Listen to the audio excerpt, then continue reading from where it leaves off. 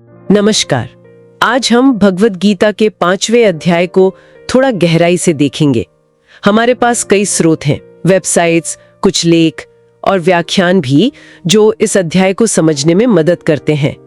इसे कर्म संन्यास योग भी कहते हैं, है ना? हाँ, बिल्कुल। और असल में ये अर्जुन की उलझन के बारे में है कि भाई कर्म करना बेहतर है या सब कुछ छोड़ देना, मतलब संन्यास ले लेना। सही। तो आज कोशिश रहेगी कि कर्म और त्याग के बीच ये जो बैलेंस है इसे समझें और देखें कि ये अध्याय मन की शांति तक कैसे ले जा सकता है। तो शुरू करें? हाँ, जरूर। यह अध्याय सीधा अर्जुन के उसी सवाल का जवाब देता है। भगवान कृष्ण इसमें दोनों रास्ते समझाते हैं, कर्म योग भी और संन्यास भी। अच्छा।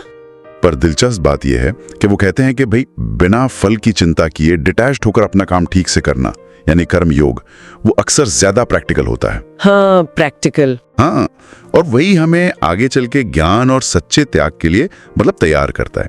ऐसा नहीं है कि एक ही रास्ता सही है, बल्कि किसके लिए कौन सा सही है, ये बात है। अच्छा, तो मतलब कर्म छोड़ना ही एकमात्र रास्ता नहीं है शांति का? नहीं, बिल्कुल नहीं। इसी से जुड़ा एक कॉन्सेप्ट है जो बार बार आता है, अकर्तृत्व, यानी मैं करने वाला नहीं हूँ, ये वाली फीलिंग। हाँ, अकर्तृत्व। जैसे श्लोक 5.8 में कहते हैं कि ज्ञानी सोचता है मैं कुछ भी नहीं करता।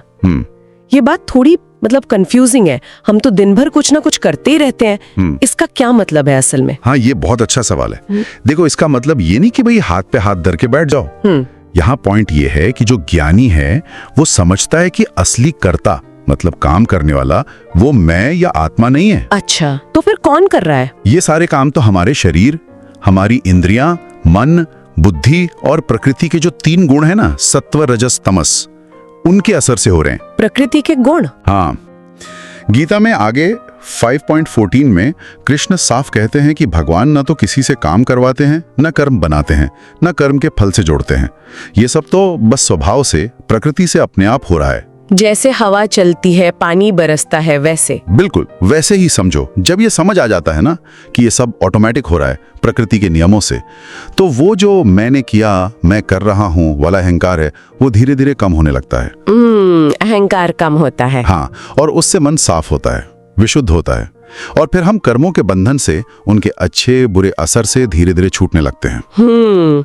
यानी कर्तापन का जो बोझ हम लेकर चलते हैं, उससे मुक्ति। एग्जैक्टली। और शायद इसी समझ का नतीजा है समदर्शन, मतलब सबको एक समान नजर से देखना। हाँ, बिल्कुल। 5वें अध्याय 5.18 में ही कहा है कि ज्ञानी व्यक्ति एक बहुत पढ़े लिखे ब्राह्मण को, गाय को, हाथी को, कुत्ते को, यहाँ तक कि चांडाल को भी एक ही नजर से देखता है। पर ये प्रैक्टिकली कैसे मुमकिन है? भेदभाव तो दिखता ही है। देखो, ये समदर्शिता, या जिसे साम्य भी कहा गया है 5.1 में, ये उसी गहरी समझ से आती है कि बाहरी रूप, जाति, योनि, ये सब तो ऊपरी चीजें हैं। इनके पीछे, सबके अंदर वो एक ही अविनाशी तत्व, वही चेतना, वही ब्रह्म मौजूद है। अच्छा। ये अपने असली शांत स्वरूप, जिसे स्वरूप कहते हैं, और अपनी बदलती आदतों, इच्छाओं, कंडीशनिंग, जिसे स्वभाव कहते हैं, इनके बीच का फर्क समझने जैसा है। स्वरूप और स्वभाव का फर्क? हाँ, जब हम ये फर्क समझ जाते हैं तो बाहर कौन कैसा दिख रहा है, क्या कर रहा है, इससे हमारा अंदरूनी संतुलन बिगड़ता नहीं है। सही। और इसी ज्ञान से, जैसा गीता 5.17 कहती है, हमारे पाप, मतलब हमारी गलतफहमियां, हमारे पूर्वाग्रह, वो नष्ट होते हैं और हम मुक्ति की तरफ, मतलब जन्म मरण के चक्कर से बाहर निकलने की तरफ बढ़ते हैं। ठीक है, ये सिद्धांत तो समझ में आ रहा है, पर रोज की जिंदगी में इस हालत तक पहुंचने के लिए क्या करें? लगता है इंद्रियों पर, मन पर काबू पाना बहुत जरूरी है, खासकर इच्छा और गुस्सा, काम और क्रोध। बिल्कुल सही पकड़ा है। देखो, श्लोक 5.23 में साफ कहा है कि जो इंसान शरीर छोड़ने से पहले इस जीवन में ही काम और क्रोध के वेग को, मतलब उनके तेज बहाव को सहन करने में समर्थ हो जाता है, शरीर छोड़ने से पहले, हाँ, वही योगी है और वही असल में सुखी है। क्यों? इंद्रिय सुख में क्या बुराई है? बुराई यह है कि वो टिकाऊ नहीं होते। श्लोक 5.22 कहता है कि इंद्रियों से मिलने वाले सुख शुरू में भले अच्छे लगें, पर उनका अंत दुख में ही होता है। वो आते जाते रहते हैं। अच्छा। और वो हमें चीजों का, आदतों का गुलाम बनाते हैं, बांधते हैं। असली परमानेंट खुशी, जिसे सुखम कहा गया है वो बाहर की चीजों में नहीं है, तो कहाँ है? वो हमारे अंदर है। अंतः सुख 5.24। जब हम कर्म योग से मतलब निष्काम भाव से काम करके अपना मन साफ कर लेते हैं, तब हम ज्ञान के रास्ते पर चलने लायक बनते हैं और फिर आत्मज्ञान से उस परम शांति को, ब्रह्म निर्वाण को पा सकते हैं। और इस मन को शांत करने के लिए अध्याय में ध्यान की कोई टेक्निक भी बताई है? श्लोक 5.27 में शायद। हाँ, एक विधि का जिक्र है। क्या है वो? उसमें कहते हैं कि बाहरी विषयों को मन से बाहर करो, अपनी दृष्टि को दोनों भौहों के बीच में टिकाओ और जो सांस अंदर बाहर चल रही है, प्राण और अपान वायु, उसको सम करो, बैलेंस करो। ध्यान की एक प्रैक्टिस। हाँ, ये मन को स्थिर करने और अंदर की शांति का अनुभव करने का एक तरीका है। बाहर के डिस्ट्रैक्शंस कम करके एनर्जी को अंदर फोकस करना। तो अगर हम इसे समेटें तो 5वां अध्याय हमें सिखा रहा है कि कर्म छोड़ना नहीं है, बल्कि उन्हें बिना अटैचमेंट और मैं कर रही हूं वाले भाव, अकर्तृत्व के करना है। बिल्कुल, निष्काम कर्मयोग। और सबको एक समान भाव, समदर्शन से देखना सीखना है, क्योंकि सबके अंदर वही एक तत्व है। सही। और सबसे जरूरी, अपनी इच्छाओं और गुस्से पर काबू पाकर अंदरूनी शांति, अंतः सुख को खोजना है। मतलब कर्म और ज्ञान दोनों को मिलाना है। हाँ, कर्म योग और ज्ञान योग का समन्वय। बिल्कुल सही समझा। और एक आखिरी विचार, यह अध्याय बार बार ज्ञानम की ताकत पर जोर देता है कि कैसे ज्ञान अज्ञानम को मिटा देता है, ठीक वैसे ही जैसे सूरज अंधेरे को मिटा देता है। 5.16 ज्ञान रूपी सूर्य। हाँ, तो शायद अपने असली शांत न बदलने वाले स्वरूप और अपनी रोज बदलती आदतों, इच्छाओं, प्रवृत्तियों, स्वभाव के बीच के फर्क को गहराई से समझना, शायद यही वो पहला कदम है उस अंदरूनी सूरज को महसूस करने का। इस पर सोचा जा सकता है। सोचने वाली बात है, स्वरूप और स्वभाव का अंतर। स्वागत है जी। ਅੱਜ ਆਪਾਂ ਗੱਲ ਕਰ ਰਹੇ ਹਾਂ ਗੀਤਾ ਦੇ 5ਵੇਂ ਅਧਿਆਏ ਕਰਮ ਸੰਨਿਆਸ ਯੋਗ ਬਾਰੇ। तो एक ਸਵਾਲ ਨਾ ਜਿਹੜਾ ਸ਼ਾਇਦ ਬਹੁਤਿਆਂ ਦੇ ਮਨ ਚ ਆਉਂਦਾ ਹੈ, ਹਾਂਜੀ, ਕਿ ਬਈ ਦੁਨੀਆ ਦੇ ਕੰਮਾਂ 'ਚ ਲੱਗੇ ਰਹਿਣਾ ਠੀਕ ਹੈ ਜਾਂ ਫਿਰ ਸਭ ਕੁਝ ਛੱਡ ਛੁਡਾ ਕੇ रूहानी शांति लभनी चाहिए। अर्जुन भी इससे उलझन च सी है ना। बिल्कुल बिल्कुल, अर्जुन दी यही दुविधा सी ते ਇਹ ਅਧਿਆਇ 5ਵਾਂ ਅਧਿਆਇ ਇਸੇ ਦਾ ਜਵਾਬ ਦਿੰਦਾ ਹੈ। ਕਰਮ ਯੋਗ ਤੇ ਕਰਮ ਸੰਨਿਆਸ ਦੀ ਤੁਲਨਾ ਕਰਦਾ ਹੈ। हाँ, ਤੇ ਸਾਡੇ ਕੋਲ ਇਸ ਬਾਰੇ ਕਾਫੀ ਜਾਣਕਾਰੀ ਹੈ ਵੱਖ-ਵੱਖ ਥਾਵਾਂ ਤੋਂ। ਆਪਣਾ ਮਕਸਦ ਇਹੀ ਹੈ ਕਿ ਇਸ ਦੀਆਂ ਮੁੱਖ ਗੱਲਾਂ, ਮੁੱਖ ਸਿੱਖਿਆਵਾਂ ਨੂੰ ਸਰਲ ਤਰੀਕੇ ਨਾਲ ਸਮਝੀਏ। ਠੀਕ ਹੈ, ਆਓ ਇਸ ਨੂੰ ਖੋਲੀਏ। ਹਾਂਜੀ, ਤਾਂ ਅਰਜੁਨ ਪੁੱਛਦੇ ਨੇ ਭਗਵਾਨ ਕ੍ਰਿਸ਼ਨ ਨੂੰ ਕਿ ਦੋਹਾਂ ਚੋਂ ਕਿਹੜਾ ਰਾਹ ਬਿਹਤਰ ਹੈ, ਕੰਮ ਛੱਡ ਦੇਣਾ ਯਾਨੀ ਸੰਨਿਆਸ ਜਾਂ ਫਿਰ ਬਿਨਾਂ ਕਿਸੇ ਲਗਾਵ ਦੇ, ਮਤਲਬ ਫਲ ਦੀ ਇੱਛਾ ਤੋਂ ਬਿਨਾਂ ਕੰਮ ਕਰਨਾ, ਜਿਹਨੂੰ ਕਰਮ ਯੋਗ ਕਹਿੰਦੇ ਨੇ। ਇਹ ਤਾਂ ਬੜਾ ਮਹੱਤਵਪੂਰਨ ਸਵਾਲ ਹੈ। ਜ਼ਿਆਦਾਤਰ ਲੋਕ ਇਸੇ 'ਚ ਉਲਝੇ ਰਹਿੰਦੇ ਨੇ। ਤਾਂ ਫਿਰ ਭਗਵਾਨ ਦਾ ਕੀ ਜਵਾਬ ਹੈ? ਦੇਖੋ, ਸ਼ਲੋਕ 5.2 ਚ ਉਹ ਸਾਫ਼ ਕਹਿੰਦੇ ਨੇ ਕਿ ਦੋਵੇਂ ਹੀ ਰਾਹ ਮੁਕਤੀ ਵੱਲ ਲੈ ਕੇ ਜਾਂਦੇ ਨੇ, ਪਰ ਕਰਮ ਯੋਗ ਯਾਨੀ ਫਲ ਦੀ ਇੱਛਾ ਤੋਂ ਬਿਨਾਂ ਕੰਮ ਕਰਨਾ ਉਹ ਸ਼ੁਰੂਆਤ 'ਚ ਜ਼ਿਆਦਾ ਸੌਖਾ ਹੈ, ਜ਼ਿਆਦਾ ਵਿਵਹਾਰਿਕ ਹੈ। ਇੱਥੇ ਦਿਲਚਸਪ ਗੱਲ ਇਹ ਹੈ ਕਿ ਕਰਮ ਯੋਗ ਦਾ ਮਤਲਬ ਹੈ ਆਪਣੇ ਫਰਜ਼ ਨੂੰ ਪੂਜਾ ਵਾਂਗ ਕਰਨਾ, ਨਤੀਜੇ ਦੀ ਚਿੰਤਾ ਛੋੜ ਦੇਣੀ। ਅੱਛਾ। ਤੇ ਦੂਜੇ ਪਾਸੇ ਕਰਮ ਸੰਨਿਆਸ ਹੁੰਦਾ ਗਿਆਨ ਲਈ ਕੰਮਾਂ ਦਾ ਤਿਆਗ ਕਰਨਾ, ਜਿਵੇਂ ਸ਼ਾਸਤਰਾਂ ਨੂੰ ਸੁਣਨਾ, ਉਹਨਾਂ ਤੇ ਵਿਚਾਰ ਕਰਨਾ ਤੇ ਫਿਰ ਡੂੰਘਾ ਧਿਆਨ ਲਗਾਉਣਾ। ਮਤਲਬ ਕੰਮ ਤੋਂ ਭੱਜਣਾ ਨਹੀਂ, ਸਗੋਂ ਕੰਮ ਕਰਨ ਦਾ ਤਰੀਕਾ ਬਦਲਣਾ ਹੈ। ਇਹ ਤਾਂ ਅੱਜ ਦੇ ਜ਼ਮਾਨੇ 'ਚ ਵੀ ਬਹੁਤ ਕੰਮ ਦੀ ਗੱਲ ਹੈ।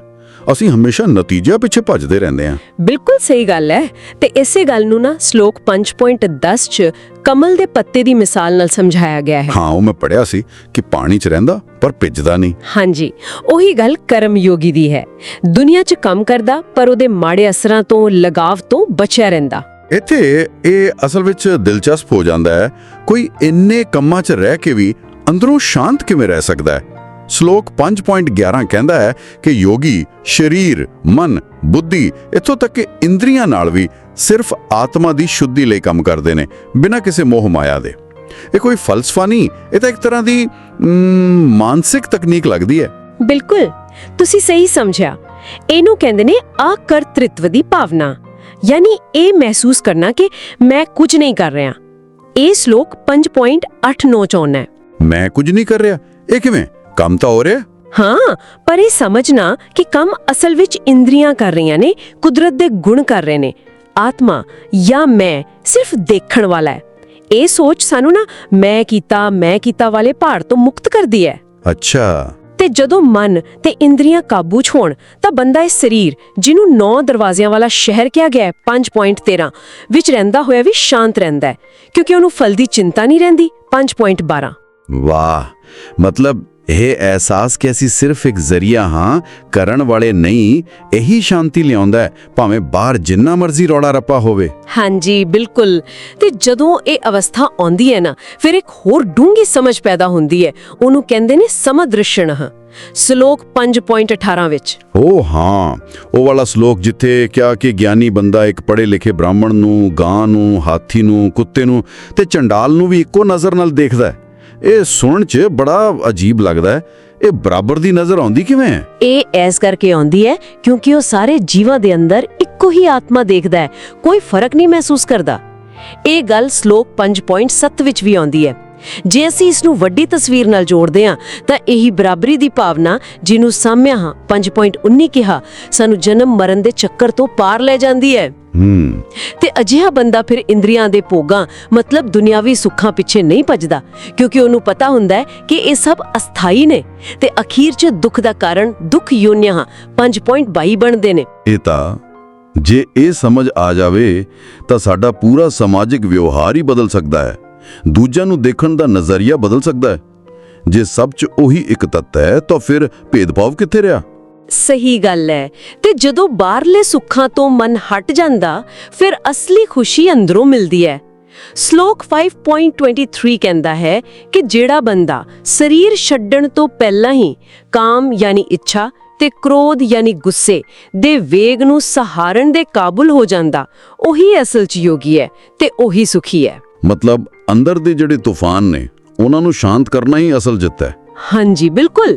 ਇਸੇ ਨੂੰ ਅੰਤਹ ਸੁਖ 5.24 ਕਿਹਾ। ਅੰਦਰ ਦੀ ਖੁਸ਼ੀ, ਅੰਦਰ ਦਾ ਆਰਾਮ, ਅੰਦਰ ਦੀ ਰੋਸ਼ਨੀ, ਇਹੀ ਫਿਰ ਬ੍ਰਹਮ ਨਿਰਵਾਣ ਵੱਲ ਲੈ ਜਾਂਦੀ ਹੈ। ਤੇ ਸ਼ਲੋਕ 5.27 to 28 'ਚ ਥੋੜਾ ਜਿਹਾ ਇਸ ਦਾ ਅਭਿਆਸ ਵੀ ਦੱਸਿਆ ਹੈ। ਅੱਛਾ, ਕਿਵੇਂ? ਕਿ ਬਾਹਰ ਦੀਆਂ ਚੀਜ਼ਾਂ ਤੋਂ ਧਿਆਨ ਹਟਾ ਕੇ ਆਪਣੀ ਨਜ਼ਰ ਨੂੰ ਪਰਵੱਤਿਆਂ ਦੇ ਵਿਚਕਾਰ ਟਿਕਾਉਣਾ, ਸਾਹ ਨੂੰ ਕੰਟਰੋਲ ਕਰਨਾ ਤੇ ਮਨ ਨੂੰ ਇੱਛਾ, ਡਰ ਤੇ ਗੁੱਸੇ ਤੋਂ ਮੁਕਤ ਕਰਨਾ। ਇਹ ਤਾਂ ਧਿਆਨ ਦੀ ਗੱਲ ਹੋ ਗਈ। ਹਾਂ, ਇੱਕ ਤਰ੍ਹਾਂ ਨਾਲ।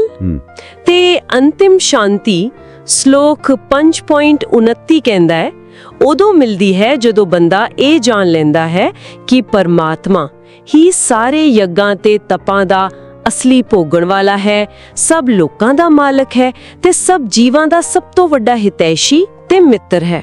ਤਾਂ ਇਸ ਸਭ ਦਾ ਕੀ ਮਤਲਬ ਹੈ?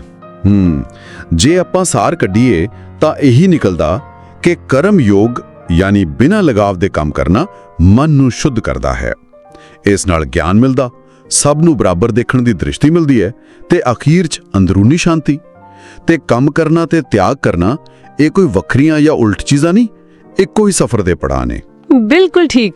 ਤੁਸੀਂ ਸਾਰ ਬਹੁਤ ਵਧੀਆ ਕੱਢਿਆ।